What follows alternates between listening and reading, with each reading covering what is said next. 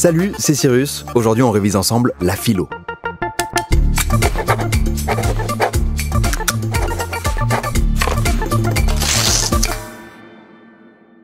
Un plus 1, non, ça c'est bon.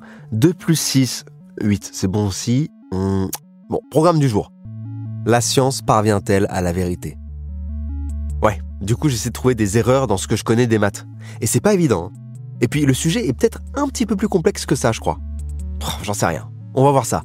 Mais ce dont je suis sûr, c'est qu'on fait ça en 3 parties. Let's go. Partie 1. La science peut prétendre dire le vrai.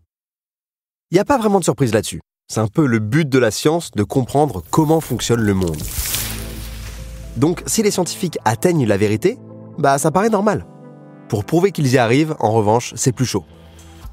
Ils doivent s'appuyer sur leur méthode, qui est le centre de la pratique scientifique.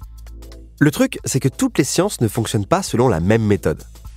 Par exemple, on a le classique des classiques avec la rigueur déductive des maths. On se base sur un objet simple, genre les nombres, qui ne sont pas modifiables par la réalité. Peu importe la situation, un 5, ça reste un 5. Et vu qu'on est capable de démontrer tous les résultats qu'on obtient, on est sur une matière purement rationnelle. Par contre, les sciences expérimentales, qui sont basées sur des observations du réel, genre la physique ou la chimie, sont sujettes à vachement plus de variabilité. Pour étudier la mécanique des fluides, en gros l'étude des liquides et des gaz, il suffirait que le scientifique éternue pour que tout son travail soit bouleversé. Enfin, presque. Oups. Pour Descartes, la méthode déductive utilisée en maths est la meilleure. Toutes les sciences devraient la suivre. Le gros point que notre pote René a peut-être oublié, c'est que la base des maths, elle est aussi indémontrable. Donc à partir de ce moment-là, est-ce qu'on peut dire que les maths arrivent à la vérité ? Ou est-ce que juste elles construisent leur propre vérité ? C'est ce qu'on va voir dans la deuxième partie. Partie 2. Les sciences établissent des vérités provisoires et partielles. Bon, déjà, on ne peut pas dire que les sciences arrivent à la vérité.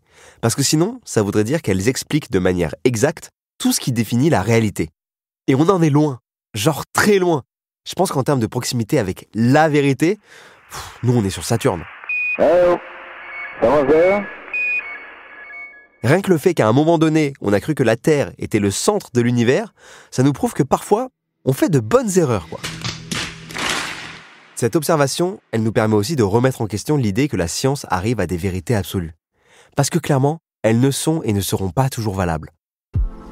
En fait, le point important, c'est qu'il faut faire la différence entre une loi et une théorie scientifique. La loi, elle est basée sur des observations et elle décrit ce qui se passe. Comme son nom l'indique, elle dit ce qui est possible ou pas. Alors que la théorie, elle essaie d'expliquer la loi. Du coup, les sciences de la nature, genre la physique, n'arrêtent pas de progresser. Les lois, on sait qu'elles sont là. Par exemple, la gravitation, c'est assez compliqué à remettre en question, à moins de s'envoler spontanément dans l'espace. En revanche, les théories, elles peuvent être remplacées. Et ça peut totalement bouleverser notre vision du monde.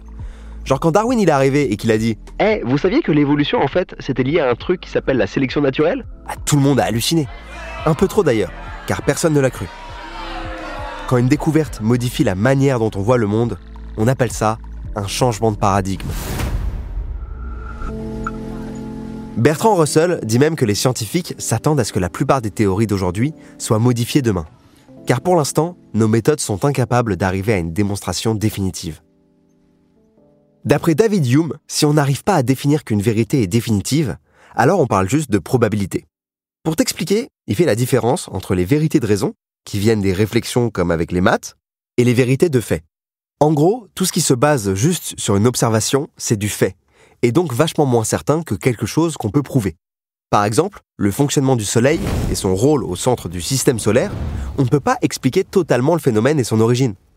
Du coup, si je dis que le Soleil va se lever demain, on ne peut pas dire qu'on parle d'une vérité définitive. C'est pas parce que le Soleil s'est levé tous les jours jusqu'à maintenant que ce sera le cas aussi demain. Comme on ne peut pas le prouver, on dit juste que c'est probable. Mais du coup, est-ce qu'on ne devrait pas douter un peu des sciences ? Les scientifiques ont l'air de quand même pas mal se tromper, ou en tout cas, ils ne sont pas sûrs à 100% que ce qu'ils disent est vrai. Ce qui est sûr par contre, c'est que c'est l'heure de la troisième partie.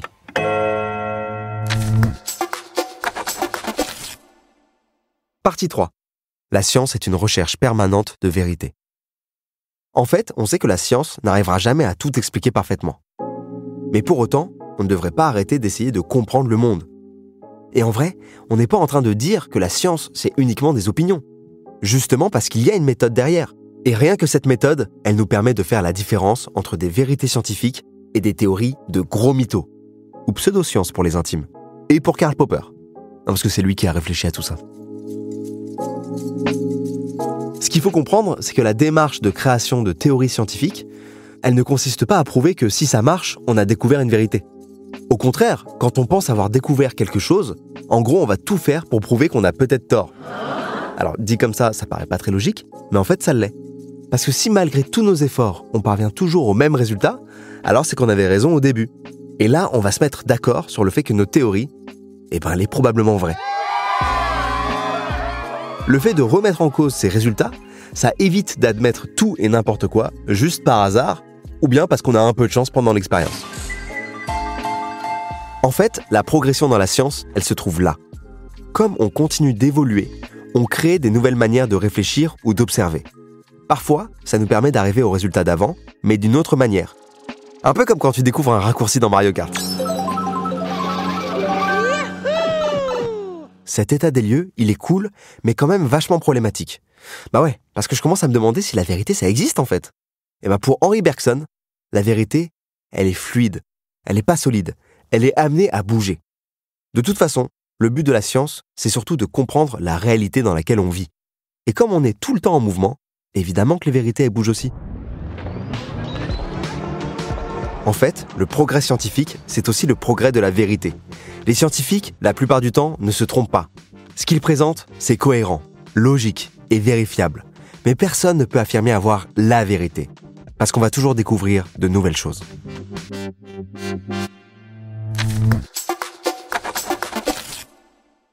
Conclusion, ça semble difficile que les scientifiques arrivent un jour à se mettre d'accord sur une vérité définitive et absolue. En revanche, on peut dire que la science recherche la vérité. Et même si elle n'aboutit qu'à des hypothèses approximatives et partielles, celles-ci sont fiables et continuent de s'améliorer. Bon, c'est l'heure d'utiliser la méthode scientifique et de retracer le plan du cours. Au début, je t'ai expliqué que la science s'appuie sur différentes méthodes scientifiques, ce qui permet de différencier croyance et savoir. Ensuite, on a vu que les vérités scientifiques sont vouées à être améliorées, et que du coup, on ne peut pas dire que la science est infaillible.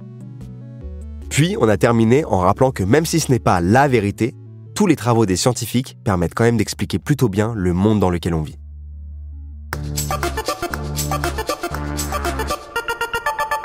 Et voilà, pas simple tout ça, hein. Mais t'inquiète, on l'a vu aujourd'hui, il n'y a pas grand-chose de définitif. Surtout pas ton niveau dans une matière. Il suffit juste de se mettre une petite déterre et tout est faisable. Même la mention. Alors je te laisse retrouver tout ce qu'il te faut pour réviser et réussir ton bac sur anabac.com. Allez, prends soin de toi et on se retrouve dans le prochain podcast. Ciao.